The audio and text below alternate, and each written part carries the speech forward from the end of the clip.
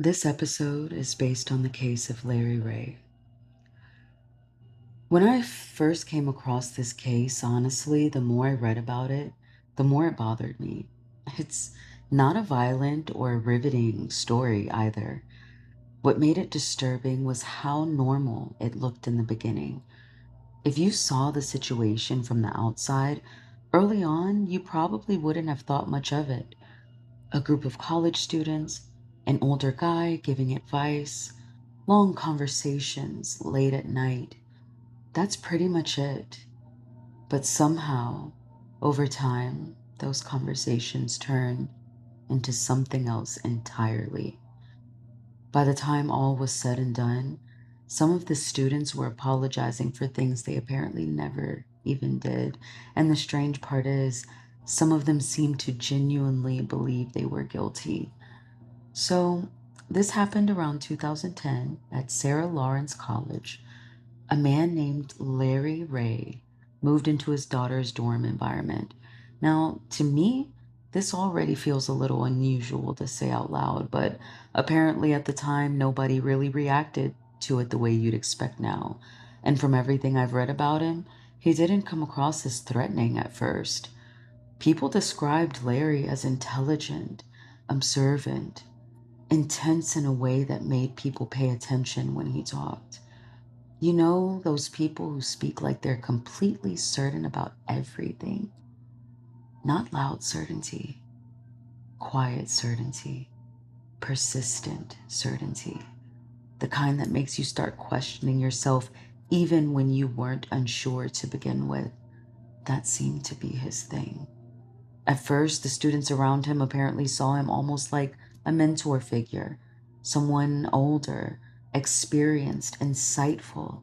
And I can understand the allure in that. Look, you're in college trying to figure yourself out, and suddenly someone's around who seems completely confident in the way the world works. That can be weirdly comforting. But somewhere along the line, the conversation started changing.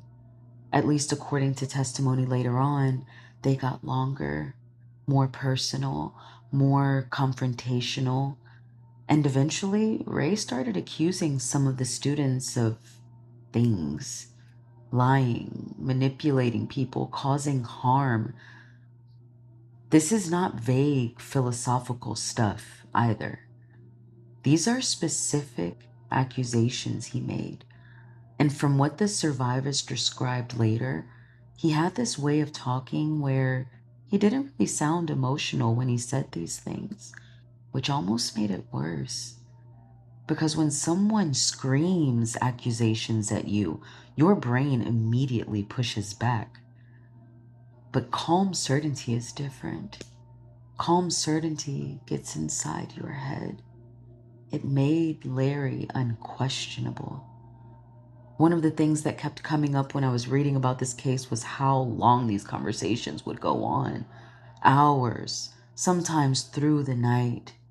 And after enough time, people started getting mentally worn down. And then someone keeps insisting they know something about you that you supposedly don't know about yourself. Apparently, he would keep pressing, keep insisting, asking questions, repeating things, telling students they weren't being honest, telling them they were avoiding the truth. And sadly, eventually, some of them started questioning their own memory more than they questioned him. Just think about that for a second. That's such a terrifying thing psychologically. To slowly stop trusting your own version of reality because another person sounds more certain than you do. And the deeper this situation got, the stranger it became. According to prosecutors, some students eventually confessed to things they later said never happened.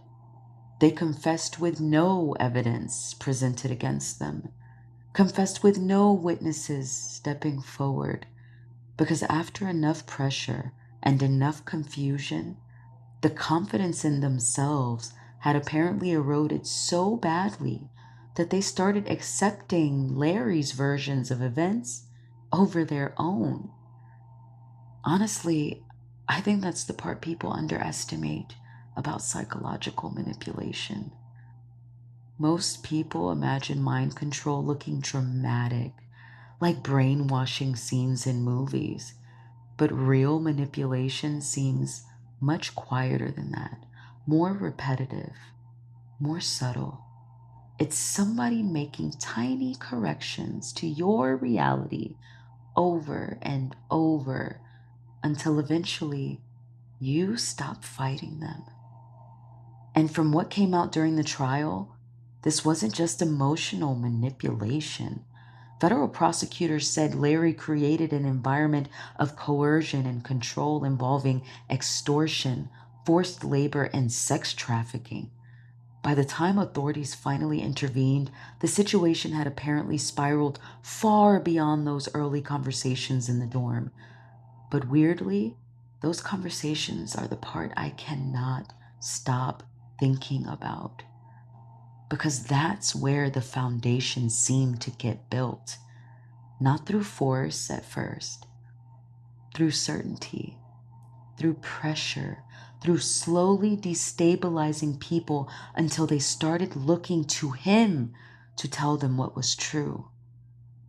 This is not just lying to somebody, not just manipulating them, actually making them distrust their own memory and perception enough that your version of reality starts replacing theirs. And once that happens, control becomes so much easier. Because if somebody no longer trusts themselves, they start searching for certainty somewhere else. And whoever provides that certainty starts gaining an incredible amount of power over you. I think that's why this case stayed in my head for so long, because nothing about it looked obviously dangerous in the beginning.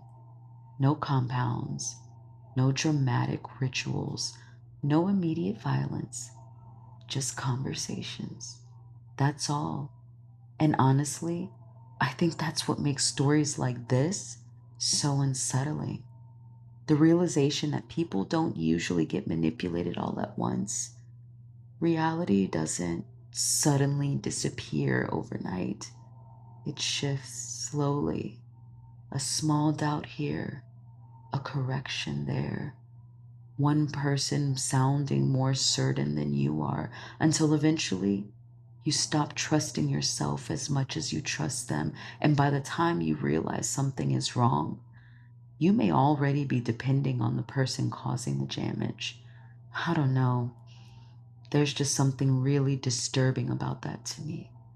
The idea that the most dangerous person in your life might not look dangerous at all. They might just sound convincing.